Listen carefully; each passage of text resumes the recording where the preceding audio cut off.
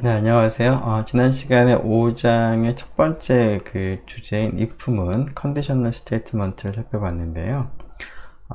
이번에는 이제 두 번째 주제라고 할 수 있는 recursion, 우리말로 재귀 함수 혹은 재귀라고 하는 것을 생각을 해보도록 하겠습니다. 자, 우리가 함수를 작성을 할 때 그 함수 내부에서 다른 함수를 호출을 이제 하는 경험들도 해봤었는데요. 자, 그러한 것뿐만 아니라 함수 내부에서 자기 자신을 호출할 수도 있습니다. 자, 이게 어떤 의미가 되는지 금방 와닿지 않을 텐데요. 자, 다음 example을 통해서 함수 안에서 자기 자신을 호출하는 그런 함수를 한번 살펴보고 이런 재귀 함수가 어떻게 사용되는지를 한번 살펴보도록 하겠습니다. 자, countdown이라는 함수인데요. 자, 파라미터가 n이 있고요. n은 우리가 이제 정수로 택하겠습니다. 자, body를 보면 n이 0, 2 하이면 이제 다음과 같은 이제 문장을 수행합니다. blast off, 뭐 펑, 뭐 꽝, 뭐 이렇게 우리말로 생각을 할 수가 있겠습니다.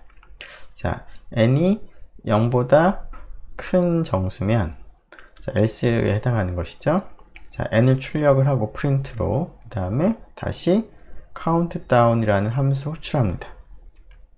자기 자신이라는 이제 countdown이라는 함수를 내가 작성을 하는데 자기 자신이 아직 끝나지 않았음에도 불구하고 자기 자신을 다시 또 호출을 하는 형태로 작성이 된 것입니다. 약간은 좀 이상하게 보이기도 하는데, 근데 여기서 그 아규먼트로 n을 대입한 건 아니고요. n을 좀 바꿨습니다. 여기서는 n을 하나 줄였습니다. 자, 이렇게 그 함수 countdown 안에서 자기 자신 countdown이라는 함수를 호출하는 그러한 부분을 가지고 있는 그러한 함수를 우리가 recursive function이라고 부릅니다. 우리말로 재귀 함수인데요. 뭐 발음이 명확치 않을 수 있으니까 써보죠. 재귀 함수 recursive function입니다. 자, 이런 재귀 함수를 이제 우리가 호출을 하게 되면 재귀 함수가 이제 수행이 되는데 재귀 함수가 이제 수행이 되는 그러한 과정을 recursion, 재귀라는 표현을 씁니다. 자, 그럼 이 재귀 함수가 어떤 식으로 재귀가 일어나는지, recursion이 일어나는지 한번 생각을 해보기 위해서 자, 이 함수를 작성을 하고 countdown이라는 함수를 argument 3을 가지고 실행을 이제 하는 경우를 한번 생각을 해보도록 하겠습니다. 일단 그 결과를 좀 먼저 보면은 대충 뭐 감이 잡힐 것 같은데요. 결과를 먼저 한번 보죠. 자, 결과를 보기 위해서 일단 함수를 작성을 이제 먼저 하죠. 자, 이거는 우리가 마크다운으로 작성한 거라 뭐 함수 파이썬에서 함수로 인지는 안 하니까 자, 여기서 함수로 이렇게 정의를 하고요. 그리고 이 함수를 이제 실행을 해 보겠습니다. 자, countdown 하고 3을 이제 입력을 하는 거죠. 실행을 해 보니까 3, 2, 1 blast off 라고 이제 출력이 되고 이제 끝이 났습니다. 지금 아래와 같은 결과가 지금 나왔는데요. 어떻게 이런 일이 일어났는지 countdown이라는 함수를 이제 내부를 보면서 그 과정들을 하나씩 좀 살펴보도록 하겠습니다. 자, 처음에 countdown에다가 이제 argument로 3을 입력을 했습니다. 그러면 countdown은 이제 body가 이제 수행이 되겠죠. 자, n의 값이 지금 3인데 3이 0보다 작거나 작은지 확인했더니 거짓이 되므로 else에 해당하는 것이 실행이 됩니다. 그러면 n을 출력을 하죠. 그러면 3이 출력이 되겠죠. 자, 그리고 나서 다시 countdown이라는 함수를 호출을 합니다. 근데 이때 argument로 n-1을 전달을 하기 때문에 결국 2를 전달을 하게 되겠습니다. 자, 이것을 이제 그림으로 약간 좀 표시를 한번 해보도록 하죠. 자, 우리가 앞에서 그 함수를 이제 수행하게 되면 그 함수를 이제 함수 내부를 이제 계산하기 위해서 그 함수의 파라미터라던가 함수 내부의 로컬 베리어블들을 이제 따로 마련을 하고, 그러한 로컬 베리어블 그리고 파라미터를 가지고 여러 가지 계산을 이제 하기 위한 별도의 공간이 마련이 되는데, 그런 것을 우리가 앞에서 프레임이라고 불렀습니다. 자, 그래서 카운트다운 3라고 이제 수행을 하게 되면 이 함수를 계산하기 위한 프레임이 만들어집니다. 카운트다운에 하는 이 함수를 계산하기 위해서. 자, 이때 파라미터 n이 처음에 3으로 우리가 출력을 한 거, 그 호출을 한 것이죠. 자, 그리고 여기에는 파라미터 n 말고는 뭐 다른 로컬 베리어블은 없으니까 이제 이런 식으로 나타내면 이 함수가 어떻게 로컬 베리어블이 어떻게 생겼고 어떤 값인지 이런 것들을 표시를 할 수가 있는데, 이걸 단순히 이제 그 함수가 호출되는 과정을 이해하기 위한 용도뿐만 아니라 실제로 그 파이썬에서 함수 호출하게 되면 그 함수의 내부 파라미터나 로컬 베리어블들 가지고 계산하기 위해서 별도의 메모리 공간을 이제 마련을 합니다. 자, 그것을 그냥 프레임이라고 생각을 하면 좋겠습니다. 자, 이렇게 처음에 이제 이 함수를 수행을 하게 되면, 자, 3을 이제 출력되는 거 여기다가 쓰죠. 출력은 이쪽, 스크린은 여기다가 쓰겠습니다.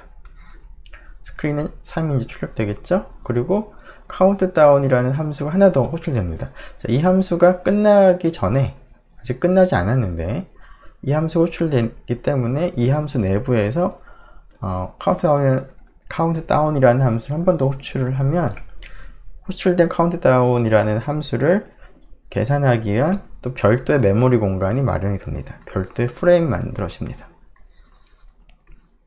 자, 같은 이름의 함수기는 하지만 전달되는 아규먼트가 달라지죠.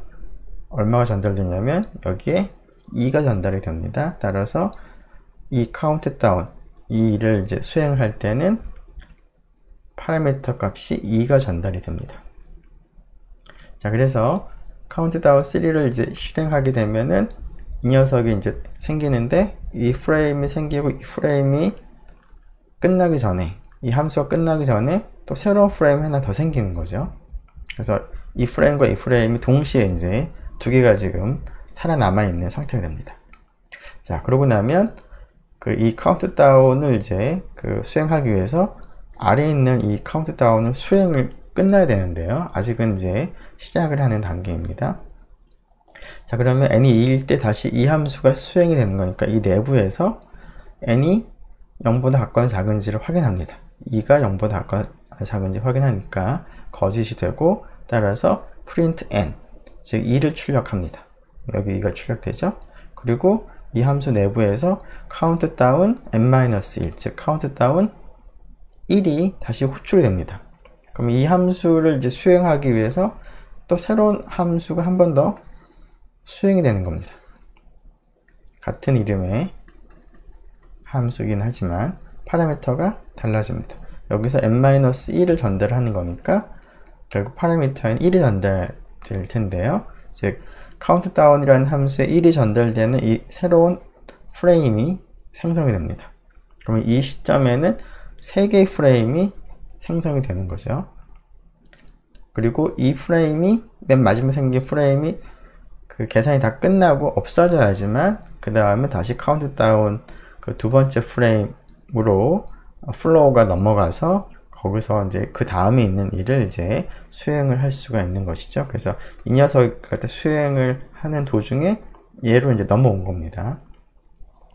자, 마찬가지로 카운트다운인데 n이 1일 때 이 함수가 또 수행을 해야 되는 거니까 n이 0보다 작거나 작은지 확인하고 거짓이 되고, 따라서 print n, 1을 출력을 하겠죠. 그리고 다시 또 countdown n-1, n이 0일 때 다시 한번 countdown이라는 함수가 호출되면 그 함수를 계산하기 위한 또 별도 메모리 공간이, 별도의 프레임이 만들어집니다.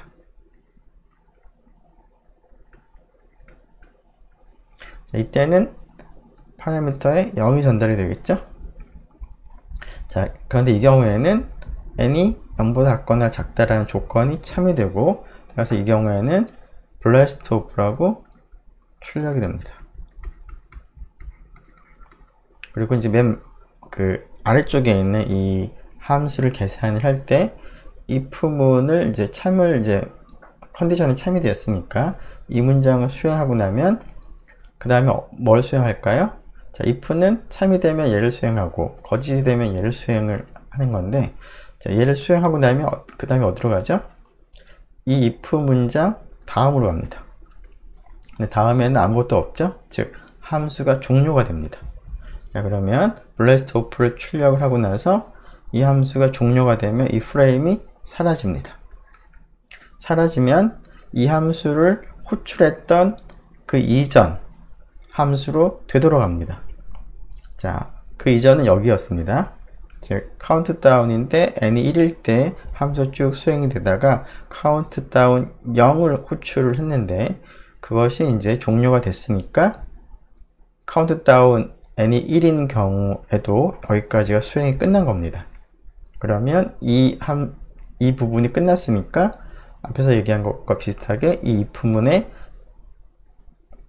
if문이 끝이 나고, 그럼 if문 다음에 있는 문장을 실행할 텐데 더 이상 없으니까 이 전체 함수가 종료가 됩니다.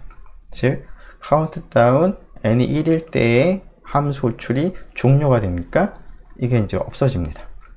그리고 이 카운트다운 n이 1일 때 이 함수를 호출했던 원래 곳으로 다시 돌아갑니다. 플로우가 execution하는 그 실행하는 그 순서가 다시 컨트롤 플로우가 이제 글로 가는 것이죠. 자, n이 2일 때 print 2를 출력을 하고 나서 카운트다운 1을 호출을 했는데, 그 카운트다운 1이라는 함수가 이제 종료가 됐던 거죠.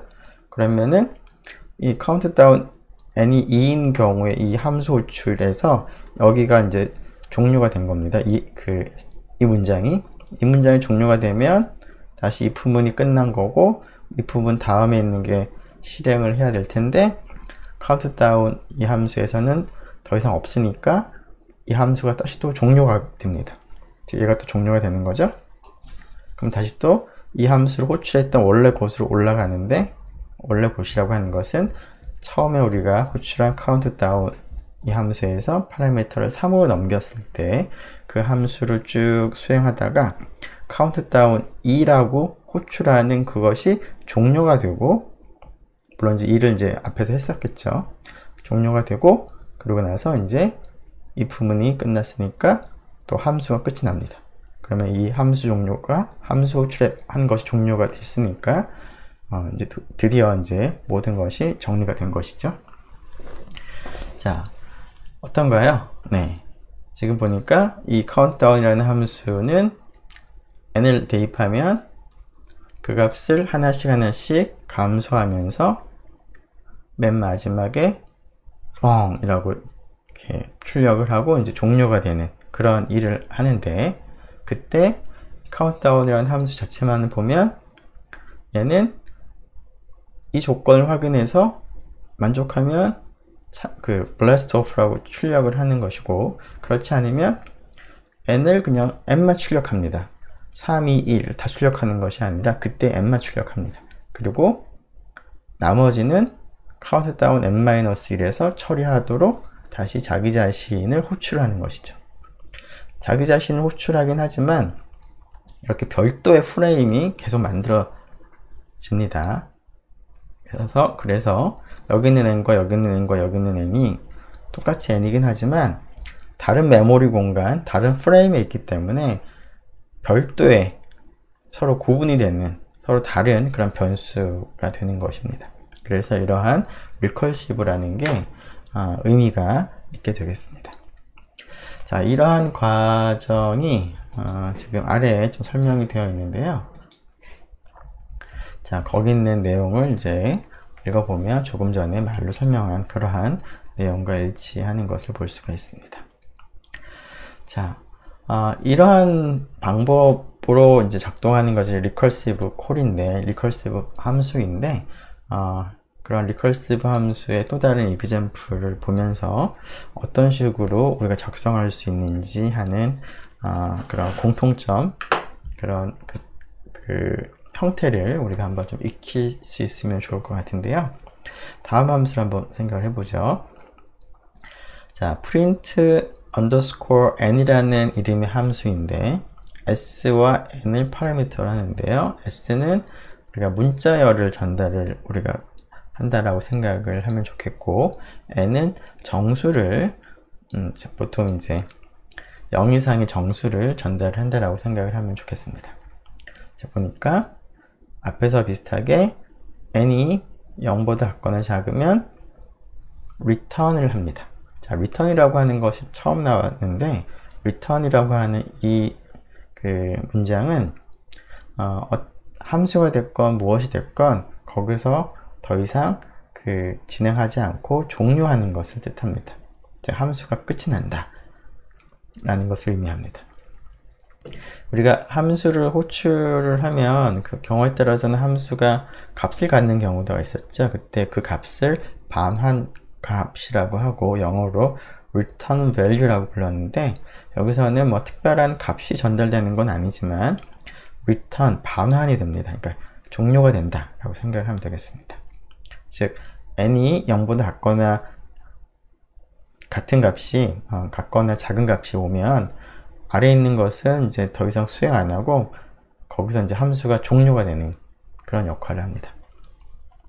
자, 그렇지 않으면 n이 0보다 큰 값이면 이 문장이 참이 아닌 거니까 return이 수행되지 않습니다.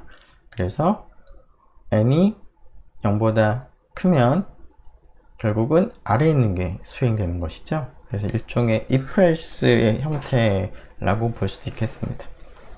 자, 여기서 return 썼기 때문에 if문을 조건을 만족하면 끝나는 것이고, 조건을 만족하지 않으면 아래에 있는 문장을 수행하는 그런 형태가 되겠습니다.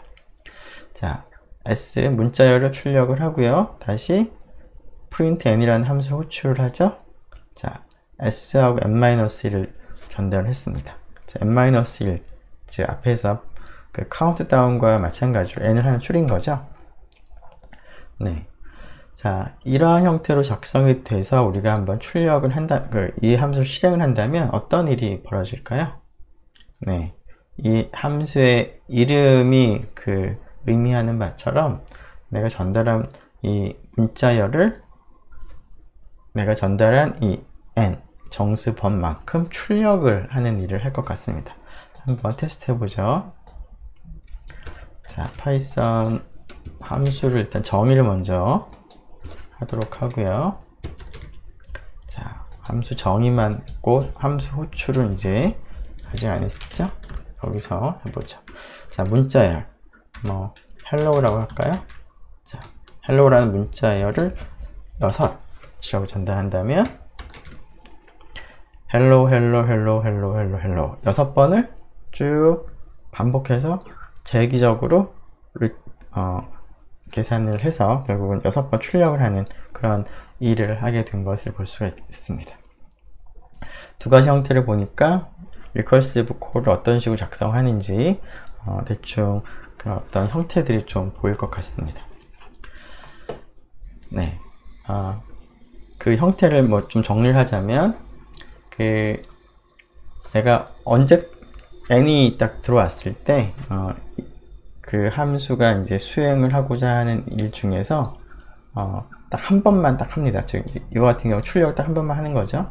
그리고 나머지는 다시 자기 자신의 호출을 하는 걸 통해서 하는 겁니다. 단 내가 한번 출력했으니까 n 값을 하나 줄여서 호출을 다시 하는 거죠. 자, 그런 상황에서 계속 호출이 되다가 자, n이 이제 0에 이제 도달하게 되면은 자, 더 이상 이제 출력을 하지 않아도 되는 거니까 그때는 이제 n이 0보다 같거나 작으면 더 이상 출력을 할 필요가 없기 때문에 이제 return으로서 종료를 하게 되겠습니다. 자, 물론 지금 방금 본 countdown이나 print n 같은 함수는 그냥 반복하는 것을 이제 recursive 펑션으로 나타낸 것인데요. 이러한 경우에서는 굳이 반복을 하기 위한 목적으로 recursive 펑션을 사용을 하는 것이 좀 복잡하죠. 오히려 for문을, for loop을 쓰는 것이 더 간편합니다.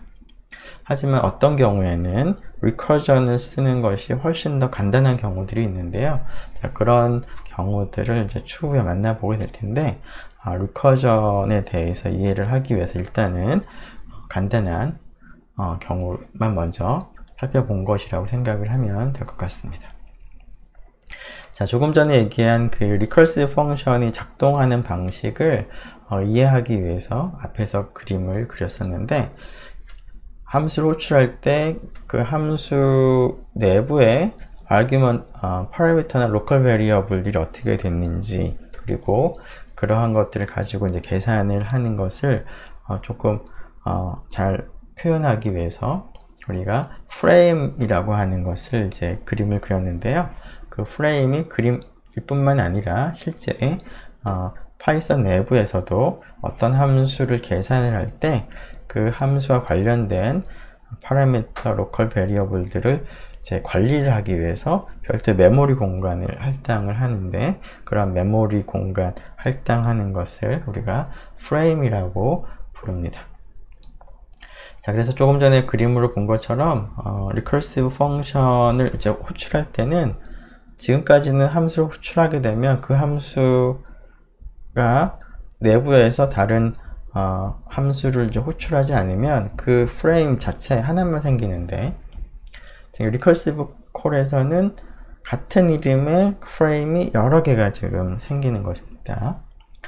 자, 그러한 그 함수 내에서 함수가 호출되는 그런 관계를 우리가 그림으로 표현한 것이 앞에서 스택 다이어그램이라고 불렀는데요. 앞에서 지금 지웠는데 스택 다이어그램을 그렸었죠. 자, 스택 다이어그램이 약간 좀 크게 나오는데, 네, 앞에서 그림을 그린 게 사실은 이거죠. 자, 제일 처음에 카운트다운에다가 아규먼트로 3을 전달을 하는 그 위치는 가장 바깥쪽이니까 가장 바깥쪽을 우리가 메인이라는 이름의 프레임이라고 불렀는데, 거기에는 변수를 아무것도 만들지 않았으니까 그냥 변수는 아무것도 없습니다. 자, 이 상태에서 카운트다운을 호출하게 되면 카운트다운 프레임이 생기는데, 이 안에 파라미터 값이 n 하나밖에 없었고요. 그 값이 이제 3으로 할당이 돼서 이제 계산을 하다가 이 안에서 다시 또 카운트다운이라는 함수를 호출할 때 아래에 프레임이 다시 또 추가적으로 생기는 것이죠. 그래서 순차적으로 생겨서 맨 마지막에 n이 0일 때까지 생긴 다음에 이게 이제 끝나게 되면 이 프레임이 없어지고 다시 위로 올라와서 이게 끝나서 이 프레임도 없어지고 하는 형태대로 올라간다 라는 것을 앞에서 살펴보았습니다. 네, 이러한 그 카운트다운이라고 하는 리커시브 함수를 이렇게 그 스택 다이어그램으로 쓰게 되면 사실은 이게 같은 함수를 호출을 하는 것이긴 하지만 프레임들이 이제 별도로 이렇게 생기는 것이기 때문에 그 이름만 같을 뿐이지 자기 자신을 갖다 호출한다라는 일종의 그 모순적인 그런 상황은 아닌 것입니다. 자, 그런데 이러한 스택 다이어그램을 그릴 때 위에 있는 이런 프레임들에서는 또 자기 자신을 이제 호출하면서 아래쪽에 새로운 프레임이 계속 생겨났는데요. 맨 마지막에 있는 이 녀석은 그 아래에 다시 또 프레임이 생겨나질 않고 이 프레임으로서 이제 끝이 납니다. 그래서 이것을 수행하고 나면 이 녀석이 끝이 나면 다시 또 위로 올라가서 끝이 나고 하는 그런 과정을 거쳤는데요. 즉 가장 아래쪽에 있는 것이 리커시브, 계속 반복하는 것이 이제 드디어 멈추게 되는 그러한 프레임이 될 텐데, 가장 아래쪽에 있는 이 프레임을 우리가 베이스 케이스라고 부릅니다. 더 이상 리커시브한 것이 일어나지 않는 그러한 경우가 되겠습니다. 원래 코드로 넘어가 보면, 자, 이 코드에서 보니까 자, else, 즉 이 조건이 참이 되면 그 카운트다운이라는 함수를 호출하지 않고 거짓이 되는 경우에만 그 호출하는 것이죠. 그래서 베이스 케이스라고 하는 것은 결국 n이 0보다 같거나 작은 그 경우가 되겠습니다. 즉 리커시브하게 계속 호출을 하게 되면 언젠가는 끝이 나야 되는 거니까 중간에 한 번은 이제 그 언젠가는 한 번은 베이스 케이스에 도달을 해야 됩니다. 이와 같이 n이 0보다 같거나 작은 그런 경우에 도달을 해야 되겠습니다. 자, 근데 이 지금 카운트다운이라는 함수는 n이 들어오면 n을 갖다가 줄이기 때문에 일식이긴 하지만 줄이기 때문에 하나씩 하나씩 줄다 보면은 언젠가는 0 이하가 되는 곳으로 이제 도달을 하겠죠. 그래서 더 이상 그 자기 자신을 호출하지 않는 베이스 케이스에 도달하게 됩니다. 자, 이렇게 베이스 케이스에 도달을 해야지만 이 리커시브 콜이 이제 중단이 되고 이제 결국은 이 함수 자체가 이제 유 한 번만에 끝이 나게 됩니다. 자, 그런데 이제 어떤 경우에는 이제 베이스 케이스를 이제 실수로 그 쓰지 못하는 경우, 미처 좀 깜빡하는 경우가 생기는데요. 자, 그런 경우에는 무한히 많이 반복하는 infinite recursion이 일어납니다. 자, infinite recursion이 일어나면은 베이스 케이스가 있다고 하더라도 베이스 케이스에 도달하지 않기 때문에 리커전이 계속 일어나면서 무한 루프에 빠진다, 뭐 이런 표현을 쓰기도 하는데 여기서 루프라기보다는 재귀이기 때문에 infinite recursion에 빠진다 라고 부르는데요.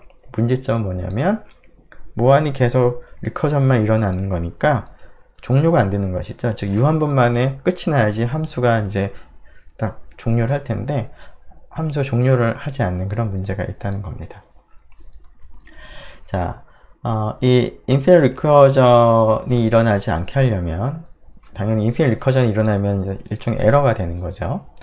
그래서 infinite recursion이 일어나지 않게 해야 되는 건데 뭐 의도한 경우가 아니라면 이런 infinite recursion이 일어나지 않게 하려면 위에서 얘기한 것처럼 더 이상 recursive call을 하지 않는 베이스 케이스가 반드시 있어야 됩니다. 그리고 그 베이스 케이스에 반드시 도달한다는 보장이 있어야 됩니다.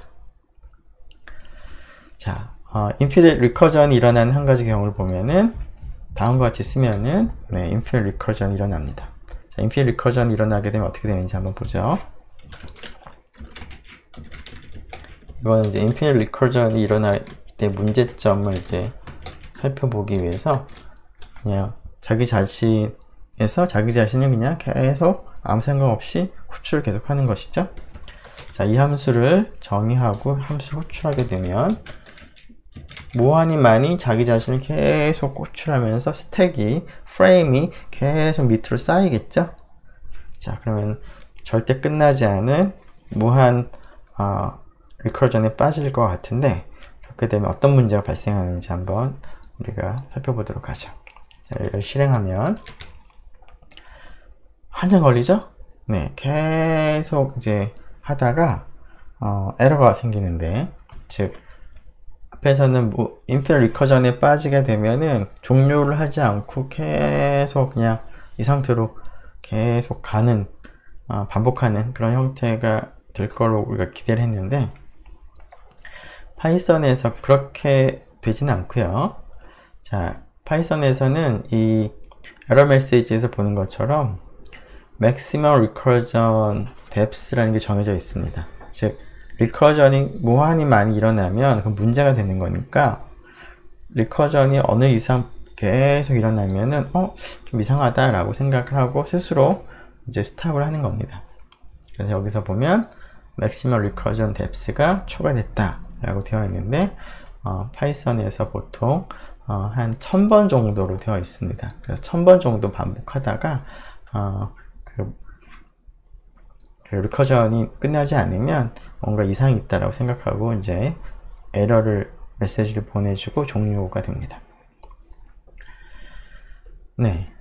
그래서 그 조금 전에 같은 경우에는 이제 1000번 리커전이 일어나면서 결국 프레임이 청결 쭉 쌓이는 것이죠. 그러다가 이제 이런 그 기준치를 맥시멈 리커전 뎁스를 초과하게 되면 끝나게 됩니다.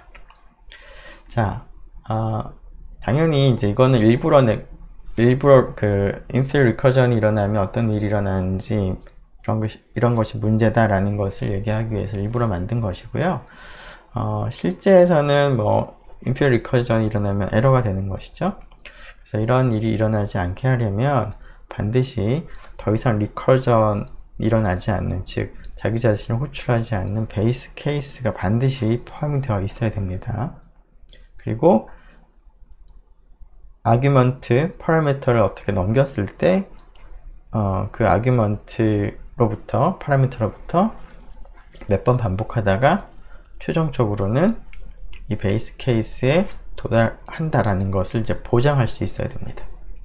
자, 그런 일을 하기 위해서 사실은 그 위에 그 카운트다운에서 여기서 그 사실은 이제 3부터 출발하면 3, 2, 1 하고 n이 0일 때 이제 멈추면 되는 거니까 이것을 이렇게 하는 것도 괜찮을 텐데 왜 그 같거나 작다라고 했는지를 한번 생각을 해보죠. 자, 이렇게 했다면, 이렇게 함수를 정했다면 카운트다운 3은 문제없이 3에서부터 하나씩 줄어들다가 n-1로 줄어들다가 언젠가는 0에 도달합니다. 즉 베이스 케이스 도달하는 것이죠.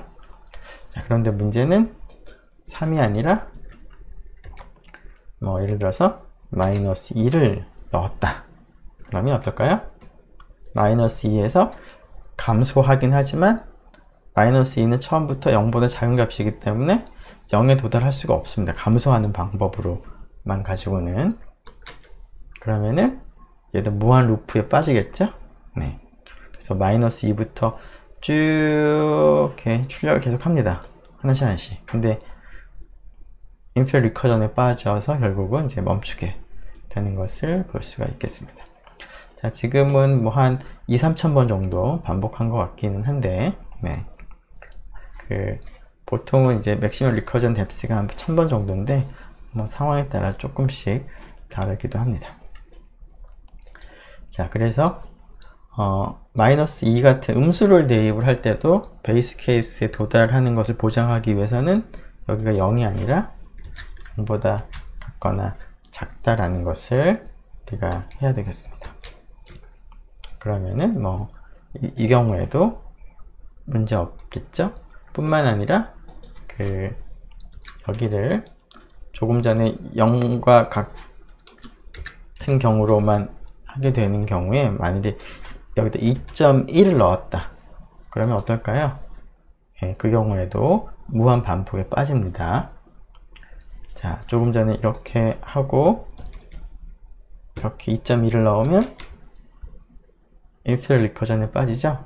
자, 일씩 감소하기 때문에 2.1에서는 네, 감소하더라도 0이 되진 않죠. 그래서 그런 것들을 고려해서 여기다가 베이스 케이스에 어떤 경우든 도달하도록 0보다 같거나 작다 라고 한 것이고요. 이렇게 함수를 정의하면 2.1을 넣어도 2.1, 1.1, 0.1 하고서는 뻥 이렇게 되겠죠. 네. 그래서 인필 리커전에 빠지지 않도록 주의해서 작성을 잘 해야 되겠습니다. 자, 이러한 그 리커전을 연습을 좀 해보기 위해서 한 두 가지 연습 문제를 좀 해보면 좋을 것 같은데요. 자, 첫 번째는 조금 전에 우리가 작성한 print n이라는 이 함수가 있었죠. n번 반복해서 문자를 출력하는 이 함수가 recursive 콜인데, recursive 펑션인데 이 녀석이 어떻게 동작하는지를 잘 이해하기 위해서 우리가 s 대신에 hello라는 문자열 n 대신에 2를 전달을 했을 때 함수가 어떻게 호출이 되는지 하는 것을 스택 다이어그램을 한번 여러분들이 그림을 그려보면 리커시브 콜이 어떻게 동작하는지 조금 더 이해하는 데 도움이 될 것 같습니다. 이 부분은 여러분들이 한번 직접 해보면 좋을 것 같고요. 자, 두 번째는 이번에는 recursive 함수를 하나 작성을 해보는 것인데요. 함수 이름은 to_n입니다. 자, 이 함수가 하는 일은 뭐냐면 파라미터로 함수를 펑션 오브젝트를 받아들이고 그 다음에 정수값 n을 받아들입니다. 아규먼트로. 자, 그래서 이 함수 내부에서는 recursive한 방식으로 폼문을 쓰는 것이 아니라 recursive한 방식으로 내가 전달받은 이 펑션 오브젝트를 n번 수행하는 그러한 함수를 한번 여러분들이 작성을 해봐도 좋겠습니다. 자, 물론 여기서 펑션 오브젝트도 아규먼트도 받을 수 있는데요. 이것과 관련한 것은 3절의 연습 문제 3.2번을 보면 3장 챕터 3에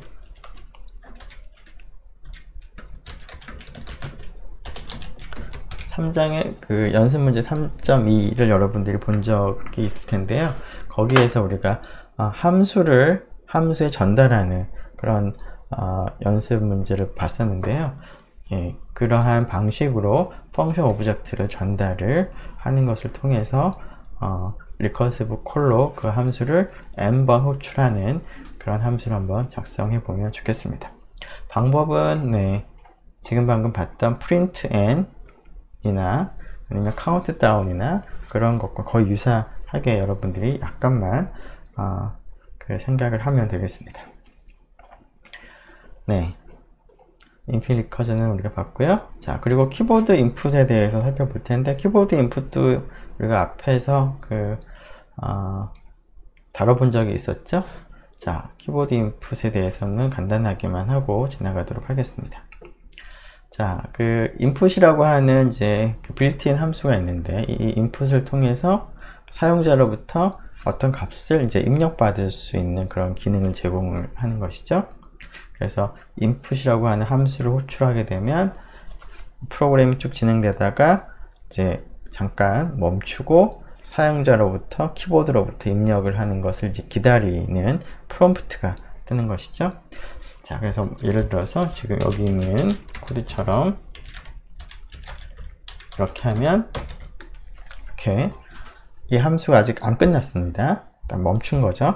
그리고서는 이렇게 깜빡깜빡 사용자로 입력을 받길 원합니다. 그래서 hello라고 이렇게 타이핑을 하고 이제 끝났으면 엔터를 치는 것이죠. 그렇게 되면은 텍스트라고 하는 이 변수에 인풋에서 내가 입력한 값이 문자열로 전달이 됩니다. 자, 그래서 텍스트를 좀 확인해 보면 hello라고 assign 되어 있는 것을 볼 수가 있죠. 즉, input이라고 하는 것은 사용자로부터 어떤 문자열을 받아들이는 그러한 기능을 하는 함수고, 이 함수가 종료가 되면 이 함수 전체는 사용자가 입력한 문자열이 문자열 형태로 반원이 되는데, 그 반원된 값을 assign을 한 겁니다. assignment를 쓴 거죠.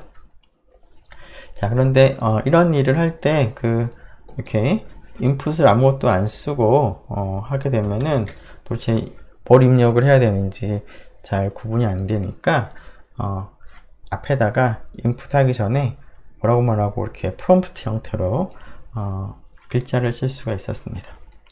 자, 그래서 그런 일을 하려면 여기다가 문자열로 아규먼트를 넣으면 됐었습니다.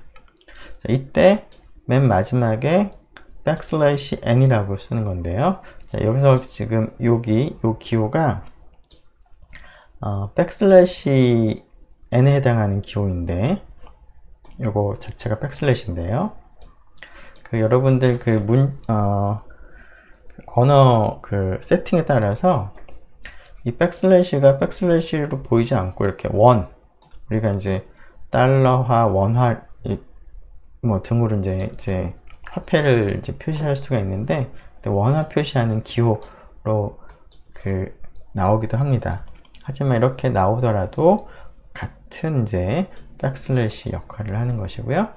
이렇게 백슬래시 n을 하게 되면 new line이라고 하는 특별한 의미가 전달이 되고, 그래서 줄이 바꿔지는, 줄 바꿈하는 그런 그 역할이 그런 일이 일어나죠. 한번 해보면, 자, name이라고 하고 input what is your name 이라고 이제 하면은, 이렇게 하면, 자, what is your name 하고 줄바꿈을 해서 여기서 깜빡깜빡 하죠. 그래서 my name is 뭐라고 할까요? Steve. 네. 그러면은 이제 name에 이제 Steve가 전달이 됐습니다. 자, 그래서 그것을 확인하기 위해서 여기다가 print name이라고 해보면, 여기다가 뭐 Steve 하면은 네, 나오죠. 자, 여기 있는 Steve는 내가 입력한 게 나온 거고요. 이거는 이제 프린트한 게 나온 겁니다. 자, 그리고 이제 여기 백슬래시 n이 없으면 차이가 어떤 건지 한번 볼까요? 자, what is your name 하고 옆에 깜빡깜빡 하는 입력한 창이 떴죠? 즉, 줄바꿈이 일어나지 않았습니다. 이렇게 됐죠? 그래서 내가 입력한 거, 그 다음에 print name에서 출력된 거. 그래서 그 입력하는 창을 아래줄로 지금 바꾸고 싶으면 new line 캐릭터에 해당하는 백슬래시 n을 넣으면 됩니다. 물론 이제 백슬래시 n을 두 개를 넣을 수도 있습니다. 그러면은, 자, 여기서 what is your name 다음에 한 줄 바꾸고 또 한 줄 바꿨죠? 여기 사이에 빈 칸이 하나 있죠? 이렇게 할 수도 있죠. 네. 자, 그리고 지난번에 연습을 하면서 이제 살펴볼 때, 지금 input은 이제 뭐 문장을 입력하든 숫자를 입력하든 공통적으로 전부 다 문자열로 그 리턴을 하는 것이죠.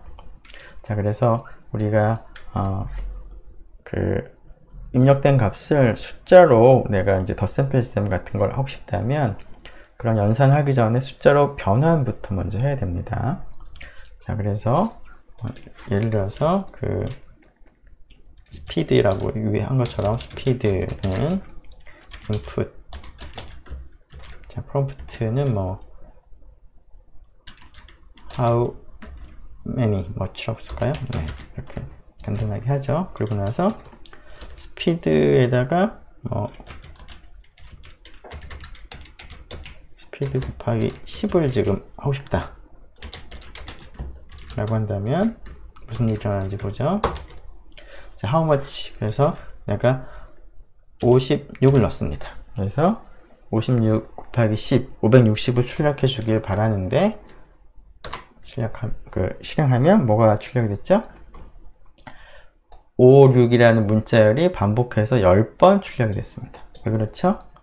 자, 내가 56이라고 입력을 하면 이 녀석은 56이라는 정수가 아니라 56이라는 문자열로 리턴이 되는 거죠. input이라는 함수는. 그래서 speed라고 하는 곳에는 지금 써보면 speed는 56이라는 숫자가 아니라 56이라는 숫자가 아니라 56이라는 문자열이 있는 것을 볼 수 있습니다. 따옴표가 있죠. 자, 그래서 그 문자열 곱하기 10은 그 문자열을 10번 반복하는 거니까 이렇게 나온 것입니다. 근데 내가 이것을 숫자로 인지를 하고 싶다면 speed라고 하는 문자열을 정수로 바꿔주기 위해서 바꿔주는 함수인 int 함수를 활용하면 되겠습니다. 이렇게 하면 5, 6 하면 문자열을 숫자로 바꿔주고, 그러고 나서 10을 곱해서 그 결과를 우리가 확인할 수가 있겠습니다. 물론 이제 그 int로 이제 컨버전 할 때 그 숫자가 아닌 또 다른 게 있으면 컨버전 할 때 오류가 생기는 것이죠. 여기서 한번 해보면, 여기다가 이제 숫자를 넣어야 되는데 예를 들어서 그 high 이렇게 집어넣으면 int 라는 그 컨버전 함수에서 오류가 일어나는 것입니다. 자, high라고 하는 것을 인티저로 변경할 수가 없는 문제가 생기는 것이죠. 이러한 그 인풋을 통해서 그러면은 뭐 그 문자열이 입력됐는지 아니면 정수에 입력됐는지를 내가 알아야지만 이제 에러가 생기지 않고 변형을 컨버트를 할 수가 있는데요. 그런 것과 관련한 내용은 나중에 다시 다룰 때가 있을 것 같습니다. 자, 디버깅과 관련해서 간단하게 몇 가지만 보죠. 에러가 발생하게 되면 에러 메시지가 나오는데, 에러 메시지를 잘 읽어보면 문제가 어디서 생겼는지 파악을 할 수가 있는데요. 에러 메시지를 읽을 때 여러분들이 이제 기억할 중요한 내용은 여기가 약간 공간이 떨어지지가 않아서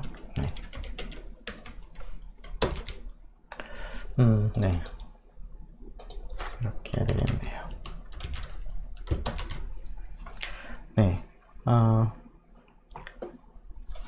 에러의 종류가 무엇인지, 그리고 에러가 어디서 일어나는지, 이 두 가지를 잘 보면 좋겠습니다. 자, 다음과 같이 타이핑을 하게 되면, 즉 x는 5라고 하고요. 줄 바꿔서 인덴트를 잘못 한 칸을 하고 y는 6이라고 하게 되면 이런 에러가 발생을 하는데요. 자, 이때 에러는 인덴테이션 에러, 인덴테이션 잘못했다 라는 겁니다. 그리고 라인 2, 두 번째 라인에서 문제가 있다. 자, 그런 것 뿐만 아니라, 그런데 여기 화살표 같이 생긴 이 녀석이 있죠. 캐럿이 있죠. 자, 그것이 어디서 문제가 발생했는지를 알려줍니다. 자, 그런데 뭐 정확하게 어느 곳이 문제가 된다라기보다는 문제가 된 첫 번째 위치를 알려주는 것인데요. 자, 이 경우는 사실은 y 앞에 여기 한 칸을 잘못 띄웠기 때문에 이제 문제가 생긴 것이죠. 즉 y 자체가 문제가 아니라 그 앞에 이 빈칸이 문제가 되는데, 여기 에러 메시지에는 y쯤에서 뭐가 좀 이상하다 라고 알려준 겁니다. 그렇기 때문에 그 에러 메시지에서 어떤 에러인지 어디서 일어났는지를 주의 깊게 보면 좋긴 하겠지만, 그 위치가 에러가 있는 그 위치를 정확하게 알려준다기보다는 에러가 있는 그 근처를 알려준다 정도 여러분들이 생각을 하면 좋겠습니다. 자,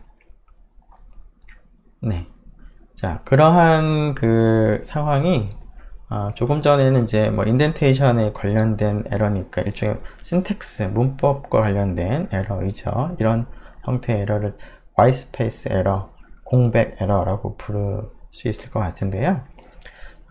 이런 문법적인 에러가 아니라 런타임 에러 중에서도 우리가 좀 찾기 어려운 그런 경우들이 있는데요. 다음을 한번 보죠. 자, 여기 한번 이 코드를 실행을 해보죠. 그러면은, 자, value error, mass domain error, 즉 수학의 정의역이 문제가 있는 에러다. 값이 문제다. 값에 오류가 있다. 자, 위치는 여기 데시벨 계산하는 곳인데, 자, 10 곱하기 mass 모듈의 log10 레이쇼인데요.